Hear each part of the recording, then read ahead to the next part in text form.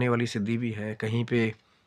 अदृश्य होने जाने की सिद्धि भी है, कहीं पे शरीर को बहुत बड़ा कर लेने की सिद्धि भी है, कई जगह शरीर को छोटा कर लेने की सिद्धि भी है, जिसके द्वारा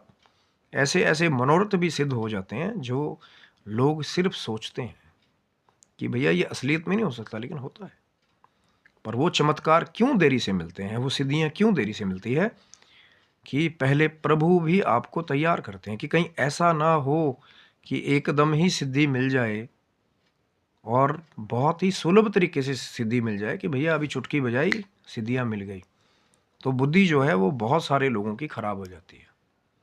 और यही वो लोग हैं जो सिद्धियों के मद में चूर होकर के कई बार ऐसे भी कर्म करते हैं जो उनके पतन का कारण बन जाता है। रावण जब अंतिम समय में युद्ध के लिए श्री रामचंद्र जी के समक्ष जा रहे थे, तो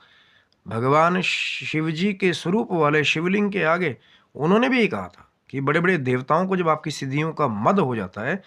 तो वो भी कुछ ऐसे कर्म करते हैं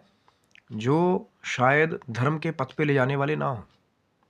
क्योंकि सिद्धियों का मद ही ऐसा है, शक्तियों का मद ही ऐसा है। तो तभी प्रभु पहले जो है असली जो साधक हैं, आराधक हैं, उनको देरी भी देते हैं। पहले-पहले गुरु जो है 11-11 साल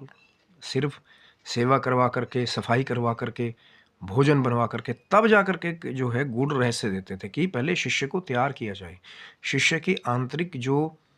सत्यता है, वो पता चल जाए कि ये शक्तियाँ प्राप्त करके करेगा क्या? या इसके अंदर कितना धैर्य है शक्तियों को समाहित करने का। अब ये नहीं कि ज़रा-सी सिद्धि प्राप्त होगी, लगे कभी इसको वशीकरण करने, कभी उसका उच्चाटन करने, कभी उसका मोहन करने, षटकर्म के नाम पे बस एक खुजली मिटाने लगे हुए हैं कि भैया इसको भी कर दिया, उसको भी कर दिया। और समाज में एक ऐसा गलत संदेश दे दिया कि जो नया साधक कोई आया तो बोले, हाँ भैया,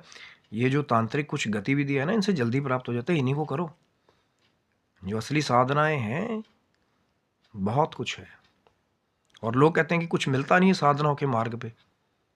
कि जी बस दूसरी चीज़ों के नाम पे तांत्रिक कुछ दूसरी गतिविधियों के नाम पे लोग जो है वो अपार धन कमा रहे हैं, नाम भी कमा रहे हैं। लेकिन कितनी देर तक? जो असली मार्ग है कुंडलिनी जागरण का, असली मार्ग है चक्रों के जागरण का, असली त्रिनेत्र की शक्ति, असली सहस्त्रार के बाद का वो गुप्त मार्ग जहाँ से योगी अलग-अलग मंडलों की सैर करता है, अलग-अलग सिद्धियों को प्राप्त करता है, जहाँ से अमृत का रसाव भी जो है, अगर पढ़ेंगे आप जाकर के, तो एक से एक शक्तियाँ जो हैं, इस भक्ति आराधना के मार्ग पे जो है, वो